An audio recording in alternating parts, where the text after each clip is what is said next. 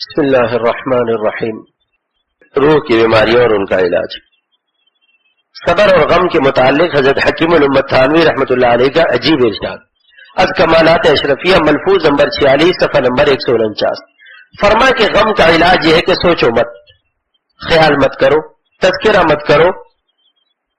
اس صورت میں غم تو ہوگا مگر معتدل غم ہوگا، اور وہ مضر نہیں بلکہ مفید ہے، کیونکہ قدرتی طور پر غم میں بھی حکمت اور نفع ہے۔ اگر غم نہ ہو تو تمدن نہ ہو۔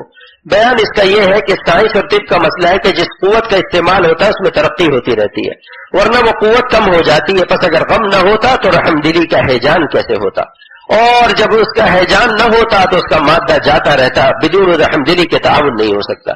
اس لیے غم میں بڑی مصلحت ہے، یہ محافظ ہے ترحم کا، اور وہ محافظ ہے تعاون اور تمدن کا۔ اور غم میں اپنی ذات کے متعلق بھی مصلحت ہے کہ اس سے اخلاق درست ہوتے ہیں۔ غرض غم میں انفرادی اور اجتماعی دونوں مصالح ہیں۔ اگر کسی کو غم اور فکر نہ ہو، سارے بے فکر ہی ہو تو کوئی کسی کا کام نہ کرے، سارے تندرست ہی رہے اور بیمار ہی نہ ہو تو ڈاکٹر، طبیب، عطار سب بیکار ہو جاوے۔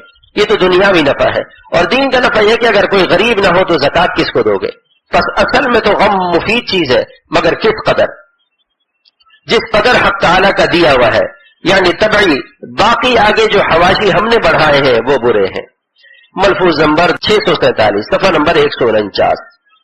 فرمایا کہ حد سے زیادہ غم کرنا گناہ ہے، اور گناہ بھی بے لذت اور علاج کرانا واجب ہوگا۔ چنانچہ اس آیت میں ما عندکم ینفد وما عند اللہ باق میں ایسے ہی غم کا علاج بیان ہے، اور یہ بیان ایک مقدمے پر موقوف ہے، وہ یہ کہ اگر شے مرغوب کے جاتے رہنے سے غم لاحق ہو، مگر وہ دوسری چیز کا پتہ ہم کو مل جاوے اور اس کے ملنے کا یقین ہو جو کہ اس شے مرغوب سے ہزارہ درجے بڑھی ہوئی ہو، تو پہلی چیز کا غم نہیں ہونا چاہیے۔ جیسے کسی کے ہاتھ میں 1 روپیہ ہو اور اس کو چھین کر کوئی 100 روپیہ دے دے۔ تسلیم اور رضا بالقضاء فرض ہے، ہر تکلیف مومن کے لیے خیر ہے، اور اس میں خیر سمجھنا ایسا ہی فرض ہے جیسے نماز روزہ فرض ہے۔ میرے مرشد حضرت شیخ مولانا شاہ عبد الغنی صاحب پھولپوری رحمۃ اللہ علیہ نے احکر سے فرمایا کہ ہمارے حضرت حکیم الامت تھانوی رحمۃ اللہ علیہ نے فرمایا کہ اخلاص سے اونچا بھی ایک مقام ہے، اس کا نام رضا بالقضاء ہے۔ یہ مقام بہت آخر میں عطا ہوتا ہے، جس طرح مرض جا کا بہت آخر میں نکلتا ہے۔ آخر ما یخرج من رأس الصدیقین حب الجاہ، محققین صوفیاء کرام کا قول ہے۔ ہر تکلیف کا مومن کے لیے خیر ہونے پر عقلی دلیل۔ حضرت حکیم الامت رحمۃ اللہ علیہ نے فرمایا کہ عقلاً بھی ہر مومن کی تکلیف کا خیر ہونا ثابت کرتا وہ یہ کہ جو تکلیف مومن کو آتی ہے اس کی صرف 4 ہی شکلیں ہو سکتی ہیں۔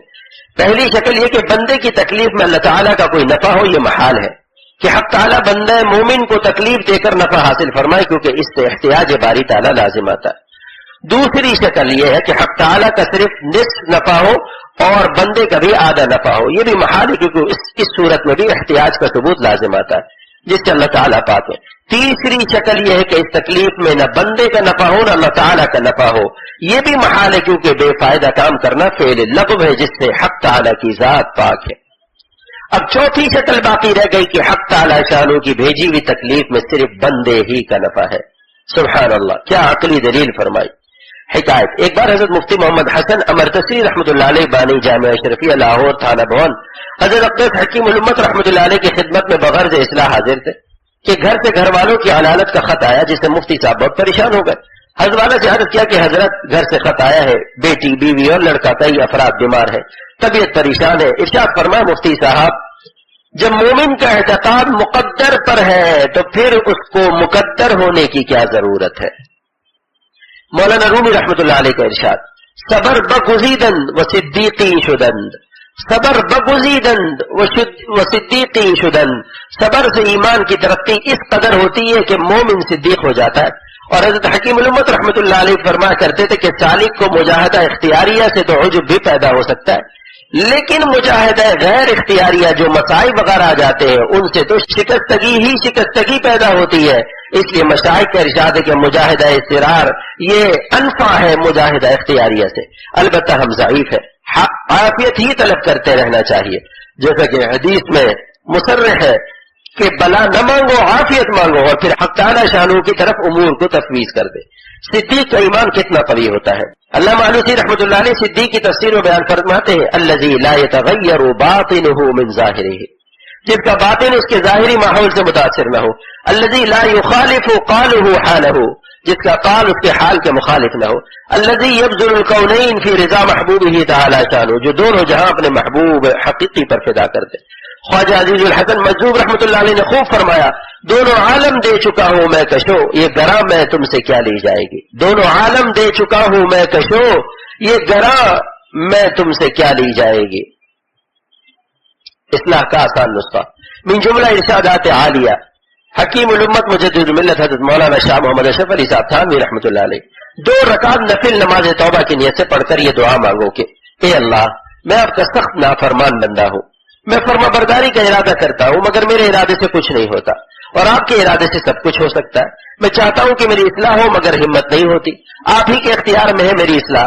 اے اللہ، میں سخت نالائق ہوں، سخت خبیث ہوں، سخت گنہگار ہوں، میں تو عاجز ہو رہا ہوں. آپ ہی میری مدد فرمائیے، میرا قلب ضعیف ہے، گناہوں سے بچنے کی قوت نہیں ہے، آپ ہی قوت دیجئے. میرے پاس کوئی سامان نجات نہیں، آپ ہی غیب سے میری نجات کا سامان پیدا کر دیجئے. اے اللہ، جو گناہ میں نے اب تک کیے ہیں انہیں آپ اپنی رحمت سے معاف فرمائیے. گو میں یہ نہیں کہتا کہ آئندہ ان گناہوں کو نہ کروں گا، میں جانتا ہوں کہ آئندہ پھر کروں گا لیکن پھر معاف کرا لوں گا. غرض اسی طرح سے روزانہ اپنے گناہوں کی معافی اور عجز کا اقرار، اپنی اصلاح کی دعا اور اپنی نالائقی کو خوب اپنی زبان سے کہہ لیا کرو. صرف 10 منٹ روزانہ یہ کام کر لیا کرو. لو بھائی، دوا بھی مت پیو، بدپرہیزی بھی مت چھوڑو. صرف اس تھوڑے سے نمک کا استعمال سوتے وقت کر لیا کرو. آپ دیکھیں گے کہ کچھ دن بعد غیب سے ایسا ہو جائے گا کہ ہمت بھی قوی ہو جائے گی، شان میں بٹا بھی نہ لگے گا اور دشواریاں بھی پیش نہ آئیں گی. غرض غیب سے ایسا سامان ہو جائے گا کہ جو آپ کے ذہن میں بھی نہیں ہے. اللہ پاک عمل کی توفیق عطا فرمائے.